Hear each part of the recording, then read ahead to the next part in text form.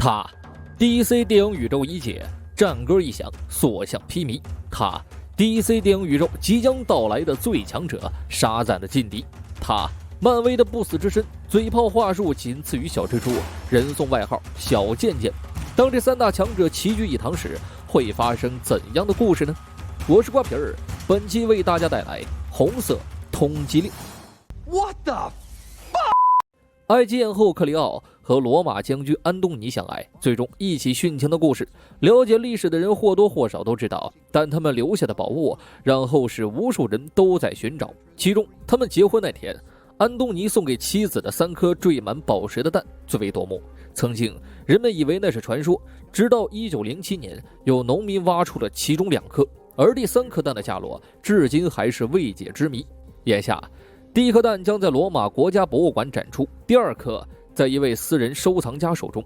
本片的故事主旨，相信大家看到这儿也能猜到大概了。镜头一转 ，FBI 特别探员约翰带队赶到博物馆。41小时前，他收到情报称，世界头号艺术品窃贼诺兰将在今天来偷这个蛋。情报提供者是个代号主教的人，馆长觉得无语啊。这主教只不过是个传说，这未免太荒唐了。众人走到展厅时，那颗蛋安然无恙。不放心的约翰打开热传感器，发现了异样。那颗蛋由黄金打造，黄金能反射辐射和展厅里的热能，显示红色光，可屏幕却是蓝色。为了证明真假，他从一个孩子手中拿过饮料浇在了上面，顿时假蛋被融化。诺兰见势不妙，慌忙脚底抹油溜了。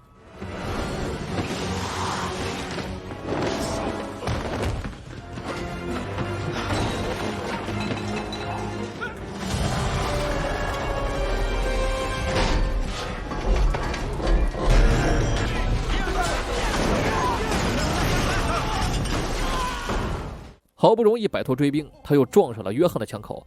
好汉不吃眼前亏啊！诺兰直接小贱贱附体，开启嘴遁模式。套近乎没用，假装还弹有用。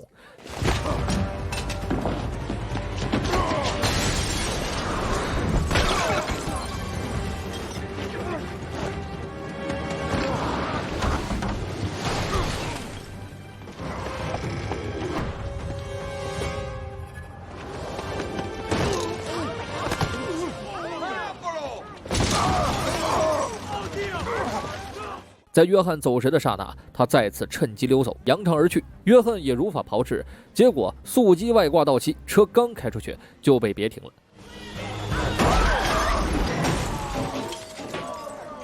56小时后，诺兰回到自己在巴厘岛的家，酒还没消化，恭候多时的约翰就现身了，还有神兵天降的10几条枪。约翰为了找回场子，也开启了嘴遁。凭借职业敏感度，他从诺兰的资料里犀利分析出他盗窃的真正原因。为了得到亲爹的爱呀 Ever since you stole William Strang's Lady with the Red Hat from the Tate back in 2014. You can't prove that was me. I got that on Etsy.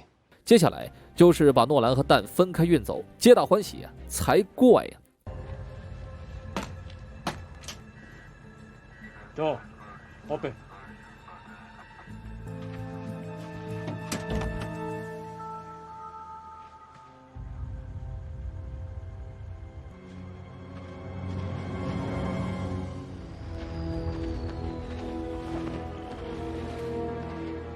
32小时后，约翰正在酒吧喝酒时，警探达利走了过来。他将那颗假蛋摔碎，并质疑约翰的身份。他查到，在诺兰被捕后，约翰就收到了800万的转账。老娘信任你，结果你伤了我的心。不过我不生气。作为回报，他将把约翰扔到俄罗斯的监狱。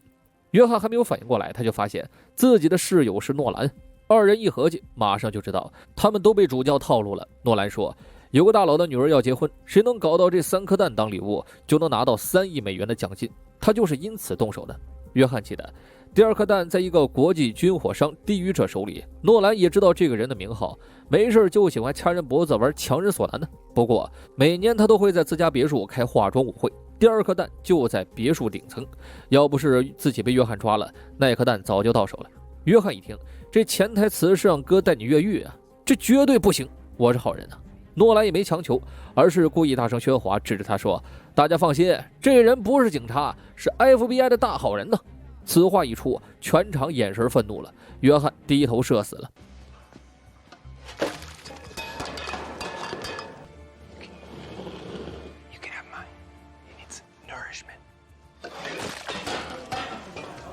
更尴尬的是，他还被一个犯人揍了一顿。刚回到牢房，士兵就押送他们去见领导。一见面，约翰就认出这位领导就是主教。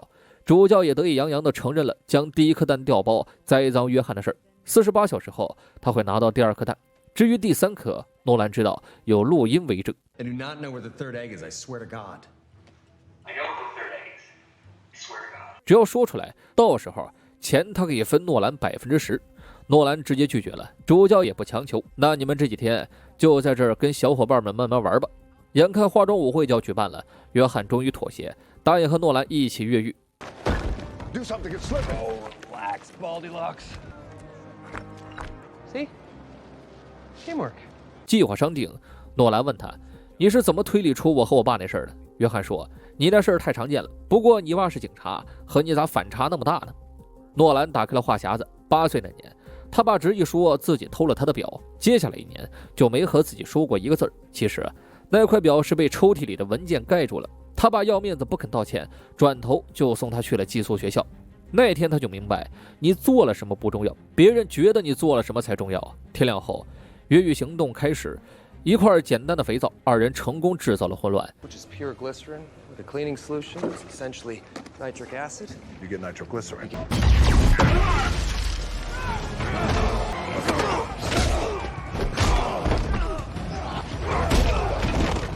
打倒狱警后，诺兰用事先偷来的门禁卡打开门，最后就是把事先做了手脚的墙怼倒，抢走直升机闪人。 That's fun. This is my best friend. We're not friends.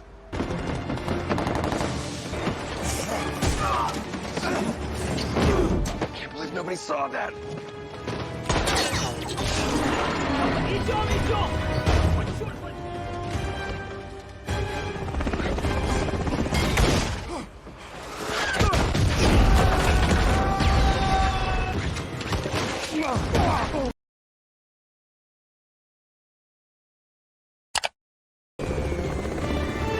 Son of a bitch.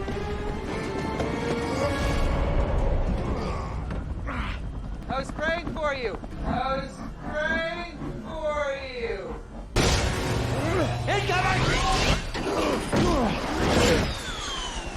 See? Easy peasy. 而他们逃脱的消息和行踪，则被主教偷摸发给了达斯。下机后，诺兰见到了准备好飞机接应的坦布维，上面还有果汁盒。心直口快的诺兰抑制约翰：“我这兄弟把你很多兄弟送进了监狱。”坦布维一听就指着约翰：“你没有果汁盒。”飞机上，诺兰说出了计划。舞会开始时，客人和工作人员都必须在主楼层，放单的顶层有卫兵把守。不过好消息是，我们可以穿他们的同款装。 绕路2次就能拿到那颗弹了。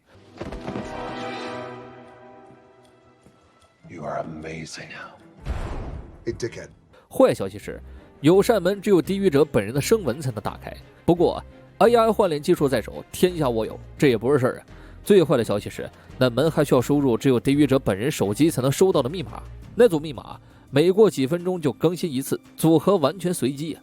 这就只能靠乐观心态随机应变了。晚上。 2人顺利混入了舞会，分工合作。Check. Roger Dodger. What's your 20 free bird? I'm standing right next to you.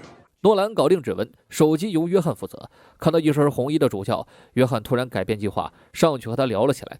诺兰直接无语：“我们是偷东西，但不偷女人的心呐。”约翰却直接拉上主教，开始和他贴身热舞起来。火辣的舞姿很快吸引了地狱者的注意，他径直走上前，接盘主教继续跳舞。 约翰则趁机偷走了他的手机，这一切都是他的套路。地狱者是个大男子主义，在他的舞会上和全场最迷人的女人跳舞。当他宣誓主权的时候，就是机会。一曲终了，地狱者上台发表了一番感谢大家捧场的废话。约翰2人则快速来到了密码盘前，刚验证完声纹和指纹，达斯就出来搅局，他命令约翰逮捕诺兰。 约翰假装同意，却趁机和诺兰一起进了门。眼看弹近在咫尺，主教也赶到这里，话不投机半句多呀，那就不说了，开打呀！主教一笑，鞋子一脱，女神降临。约翰一时竟占不到便宜。主教从地上提起一杆长枪在手，约翰则打碎旁边的玻璃，拿出一块盾牌防身。诺兰一向如法炮制，结果遇到了钢化玻璃。长枪在手，主教 buff 直接拉满，很快就把约翰二人打怕，靠在了一起。这时，听到动静的地狱者带人赶到，反转也在此发生。约翰二人又被摆了一道，背了黑锅。原来主教和地狱者是生意伙伴，现在就差第三颗蛋了。见诺兰不肯合作，主教就把魔爪伸向了约翰。谁让你俩是搭档呢？不是，那就更没事了。2次电击下去，约翰疼得直叫唤。地狱者更是直接脱光衣服，给约翰来了个他最喜欢的强人所难。诺兰终于松口，说第三颗蛋在埃及金字塔下。得到想要的情报后，主教在香槟里下了药，放倒地狱者和保镖后，哼着小曲儿扬长而去。下一秒，地狱者挣扎醒来，他试图杀了约翰二人泄愤，结果人体瞄边枪法让他们毫发无损，倒是打开了约翰的手铐啊！不情愿地带上诺兰后，二人从逃生梯来到了地狱者的私人斗牛场。看着蓄势待发的公牛，诺兰提醒约翰千万别动。根据我看纪录片，公牛只能看见会动的东西。哦，对了，那纪录片叫《侏罗纪公园》。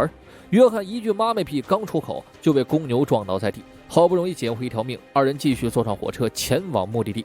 犹豫过后，约翰说了自己的身世，和诺兰简直是翻版的难兄难弟啊！诺兰亲爹是警察，他是诈骗犯，自己的情况则完全是相反。只要抓住主教，洗清冤屈，会让诺兰重新成为世界第一大盗。诺兰也松了口。1945年4月，德国即将战败时，希特勒的私人艺术品及古董商人鲁道夫乘船逃往阿根廷，随身的只有他一个手提箱和一些机器零件。据说他是唯一一个把第三颗蛋捧在手里的人，所以他离开老板的行为就很可疑了。70年来，无数人都想揭开这个谜团，诺兰的父亲也是其中之一。那块手表其实就是鲁道夫的。诺兰本来不想掺和，但他无意间从那块手表里发现了第三颗蛋的准确坐标。3天过去，他们来到了阿根廷。徒步在丛林里走了8个小时后，约翰发起了牢骚，想确认那颗蛋到底是不是在这儿。诺兰的回答差点气得他吐血。要有信念感。下一秒，他又改口说：“我拿反地图了，我们重新走回去吧。”约翰彻底暴走，他接过地图撕碎，却无意间听到了脚下的动静。二人低头一看，到地方了。打开地下室的大门，琳琅满目的宝物展现在他们眼前。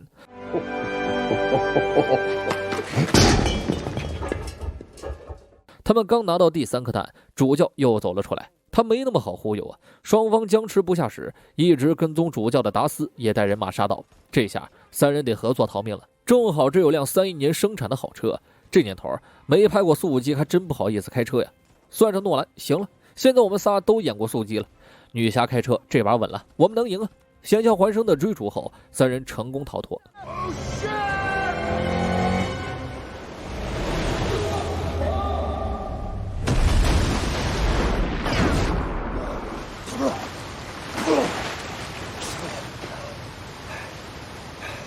Hartley!